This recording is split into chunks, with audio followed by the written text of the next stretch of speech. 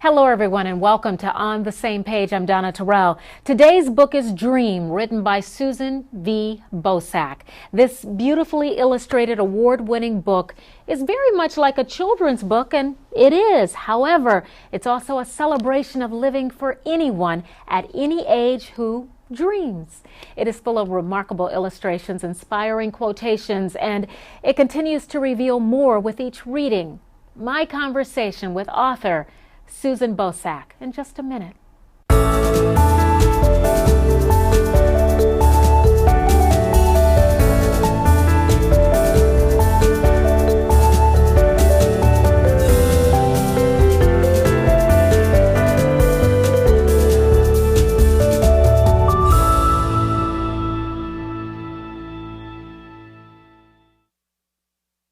Thanks, Susan, so much for being with us today and sharing this wonderful book, Dream. What inspired it? Let's start from the very beginning. What inspired you to write this book? Well, Dream is actually dedicated to my mom, and she inspired the book. One night we were having one of those heart-to-heart conversations, and my mom's big thing from the time she was a little girl was making wishes on stars. Okay, and she taught me how to make wishes on stars.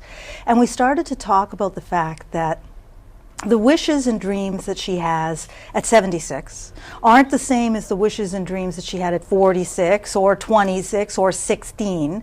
And I started to think that would be a really cool concept for a book, to go through all the hopes and dreams and how they evolve through your lifetime. And so that was the seed for the book, and then it kind of grew and got bigger from there. And you definitely followed that seed, because I'm going to tell you, when I read this book, when I initially picked it up and started reading, you know, I'm thinking, okay, a children's book, I'll just, you know, read it like I would any other children's book, right? And I'm reading, and all of a sudden I realized how much this book pertains to my life, so many others. It touches not only children but adults as well, and that kind of threw me a little bit. I have to be honest with you. I mean, how often do you read a children's book that actually could be a book that you could follow, that could kind of shape your life? Yeah, well, I write what I call big people, little people books. Really, I do. And the picture book format, for me, I love picture books because it's such a rich and evocative format. You've got words and art combined, and you can take that so many wonderful kinds of places and add so many kinds of layers. And the book is about hopes and dreams across a lifetime, from the time you're little to the time you're older.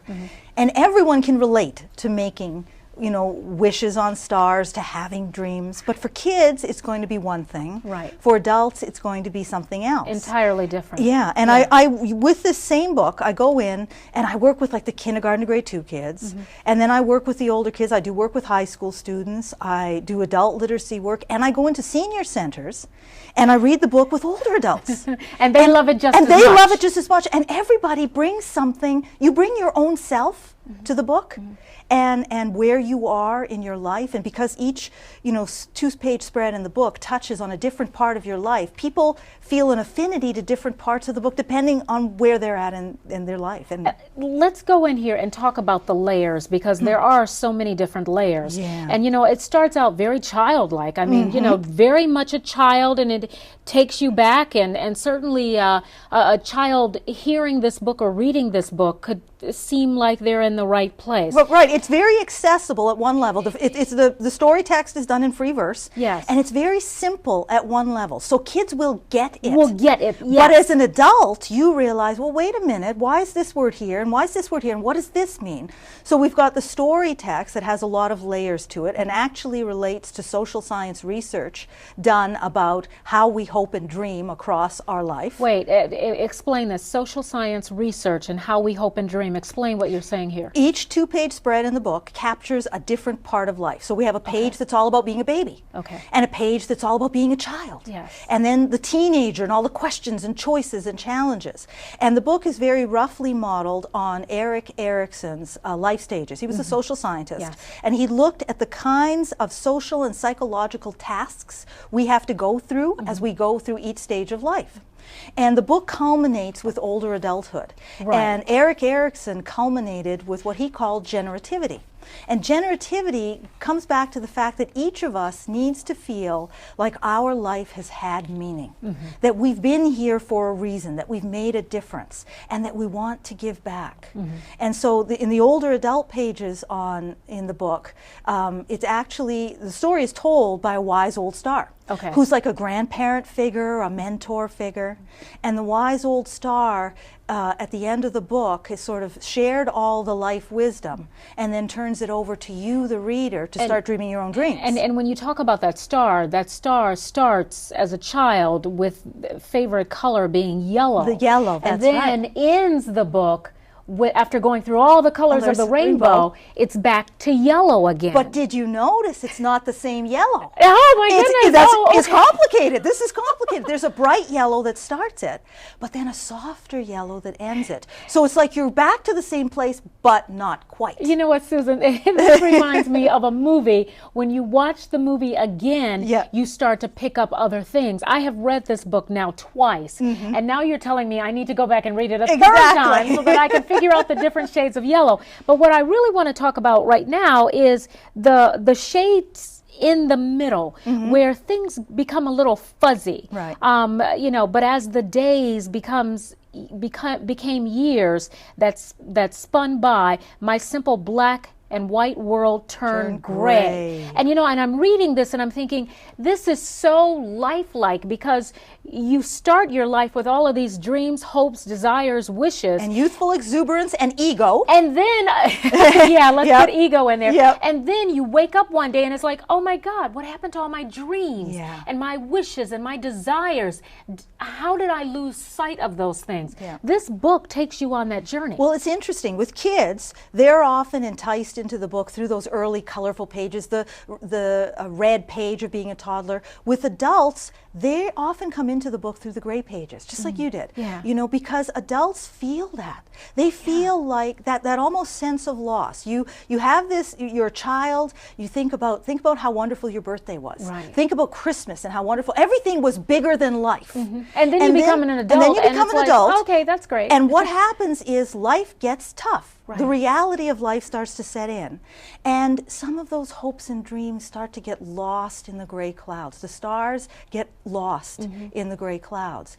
And so adults really feel those gray pages. And then what we try to do is we take you straight out of the gray into the green, because we want to give you the sense that there's always a chance for renewal. We want adults to reconnect. Let me ask you this. When you talk about the gray area, the part that becomes black and white, and this is the real world, how does a child look at that? How does a child who's 5 or 6 see themselves in that perspective? This is very cool, because I do school visits right across the country. I do readings with families, and even with the little kids, when we do the gray page, and it says the color of gray, the color of a dismal day. Now, first of all, they can all relate to a rainy day. They can't go outside and play.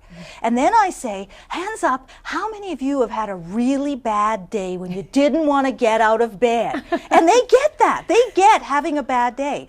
And then one of the really cool things about this book is that we chose all of the illustrators for a very specific reason. And not only for their artistic story, but for their artistic style, but for their backstory. And the artist that did the gray page is Raul Colon.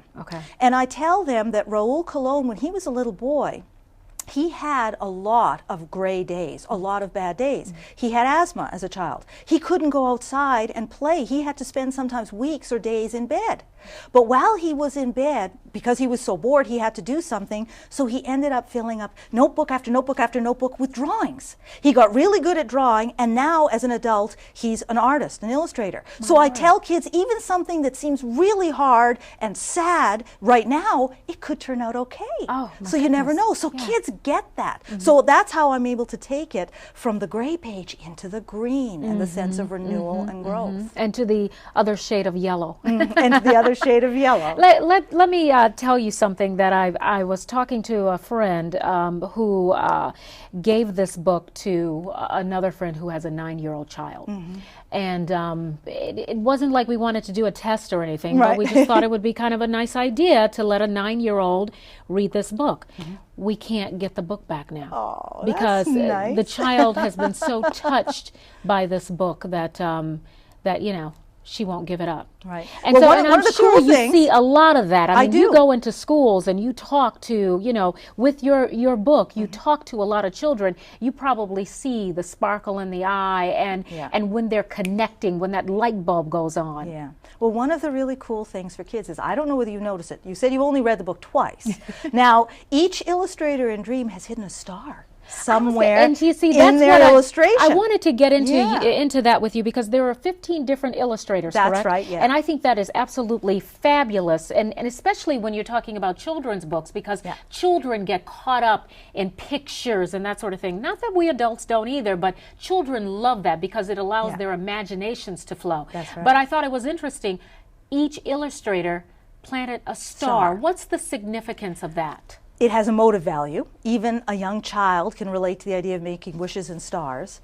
But it's also a way to get kids to start to think and talk about their future. If a parent or grandparent is cuddled up and reading with the child, and they're hunting for the stars and they find the star, and then the idea is that the child is supposed to make a wish, and a new wish with each star that you find. So this is the way, you're cuddled up, maybe you're reading the book before bedtime, and kids love to look for the stars and start to make wishes. What a nice way to send a child to bed. But it's also a way for them to start thinking about, what would I like to do when I grow up? What would I like to learn? Where would I like to go? And they can start imagining their future. One of the best gifts that a parent or grandparent can give a child is the gift of starting to discover who they are. Right. And what their future is. And this book, this book, I believe, inspires that. And you've distracted me a little bit because I am on page 24 and I am trying to find the star. I'm not going to let you point it out for me because that's going to be a project that I'll work on. Well, some of the stars are easy, some of them are tricky. We do tell you at the end of the book where they all are, so you can cheat a little bit. I think this is a wonderful idea. Now, let's talk about your background a little bit because you are an educator. So it stands to reason that you would create a book such as this, one that really is educational. I mean, some children's books, when you think of them, they're fun. Most of them are educational because you're talking about reading, and anytime you inspire a child to read, that's a good thing. But I think this book goes beyond that.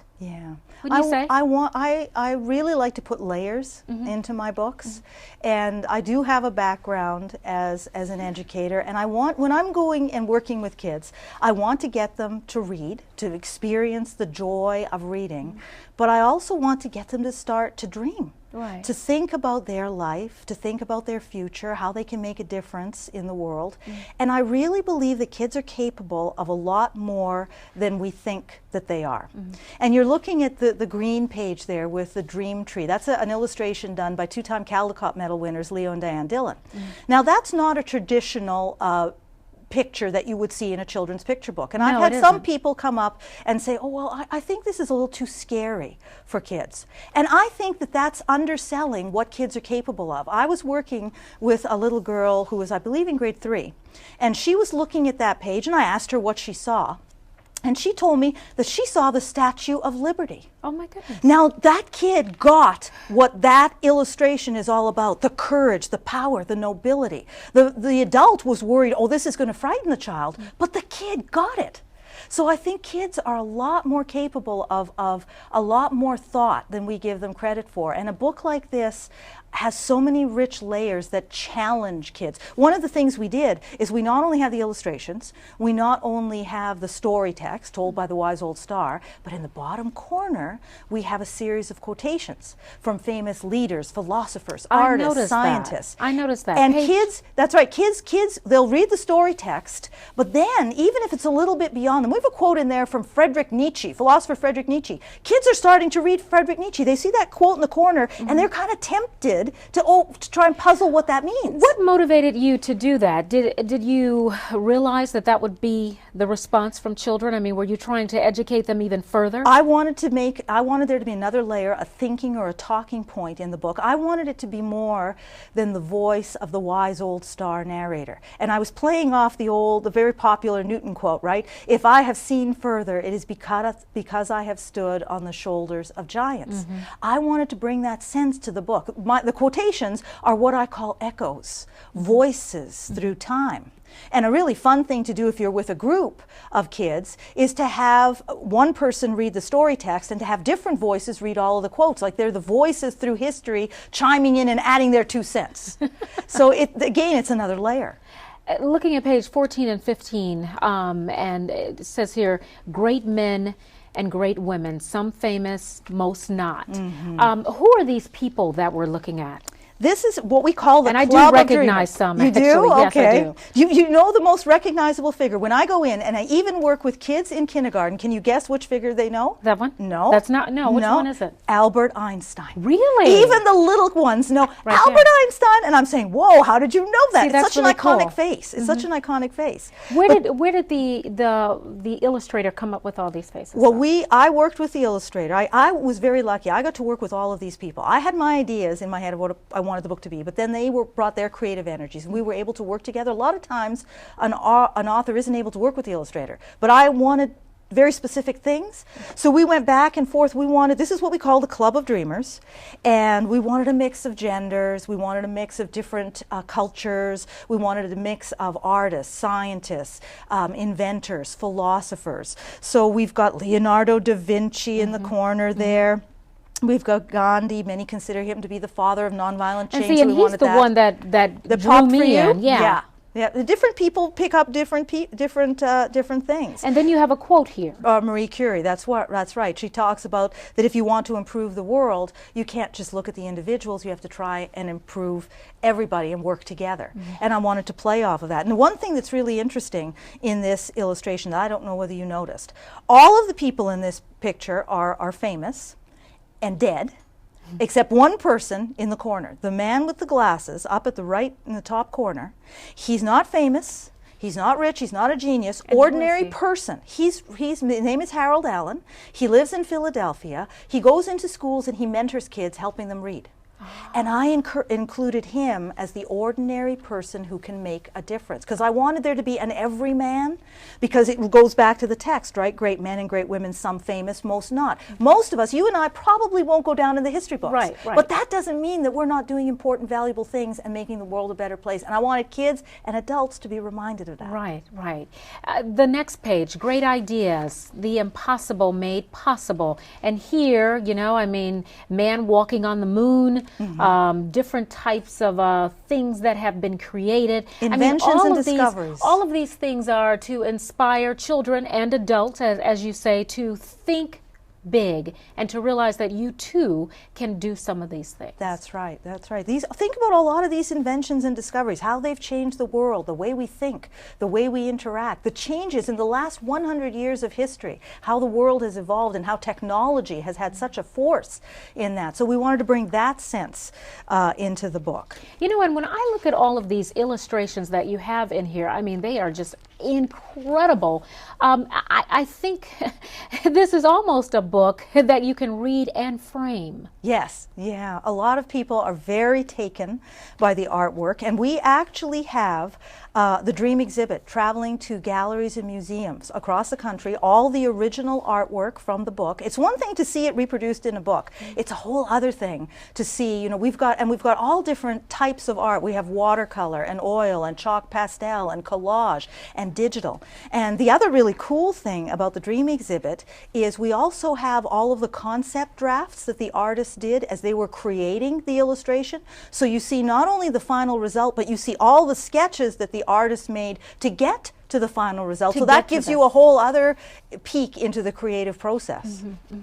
This is just absolutely an incredible book. Is there anything or any one page that just really touches you more than another? And it's kind of hard to really put that into context probably, because there is a flow that this book takes, and you kind of have to follow that flow. But I guess I'm just wondering if there's a page that stands out for you more than any other. I really like the green pages in the book. And explain the green pages. The green pages are sort of the culmination of the book, the secret to growing a dream, to achieving dreams and goals. And there are 2 pages, and the first one says, you know, dreams grow like seeds. They need to take root and then stretch toward the sun. And then the second one says that, this is the wise old star coming to the realization of what it really takes to achieve a dream or a goal. And the old star says, I understood that to grow a dream, you need more than the one I was. You need the believe of childhood, the do of youth, and the think of experience. And those 3 words, believe, do, think, those are really powerful. I mean, the believe of childhood, that wide-eyed, starry wonder, you need to hold that part of yourself. You need to hold on to that part of yourself that's a child. You need the do of youth, that youthful exuberance, that passion for life. But you also need the think of experience. You need the wisdom, the life experiences. And as adults, we can bring that for ourselves. But for kids, they want to connect with older adults, that they can get some of that life wisdom and life experience. So that those words, believe, do, think, it's actually based on social science research that's right, that's looked at how human beings achieve goals and dreams. You have to believe in yourself and have confidence. You have to take action. You have to walk your talk. And you also have to think. You have to have a plan, a step-by-step plan. So those 3 words are really full, rich words that if you're in a classroom working with a group of students, you can really explore them at a number of levels. I also noticed too, when you get to, it's all about real life, but in the middle of the book where it becomes cloudy and gray and things don't always look great and that sort of thing, it comes out and it really motivates you to realize that, you know, there will be people who will say, no, you can't dream that dream. That's right. And no, you can't do that. And it's interesting because these are things that we definitely need to tell children, but I think adults need to be reminded of that too, because we're the ones that have heard from people saying, are you kidding me? You can't do that. I know. Well, a lot of times when I'm working with adults, they've lost hope. They've lost touch with the dreamer in themselves. And that's one of the messages in the book is a hopeful message. And when I'm talking about hope, the definition of hope that I really like is from Václav Havel. And he says, hope is an orientation of the spirit. It's not a conviction that everything will turn out all right, but a conviction that something is right. And so you stand up for it, and you work toward it, and you fight for it. And sometimes as adults, we need to remember that if we do have a dream that is really important to us, keep going, because it may not turn out exactly as you planned, but you will get somewhere, certainly farther than if you didn't try anything. They are the hopes that whisper in your ear in the quiet moment at twilight, just as the stars are coming out. They are the ideas, perhaps inspired by the grand achievements of others, that persistently tug on your arm in the sunlight of day, and they shape your life. They do. They are dreams. We're right. talking about dreams. And when I read this, for me, it's the dream, the waking dream, not the daydreams. And it's dreams in a really fuller sense. A lot of people think dreams, well, it's, you know, you're just such a dreamer, right? Right. But we're talking about dreams. Dreams give life hope and purpose and meaning, all of that rich, full stuff, okay? Dreams are a source of pleasure.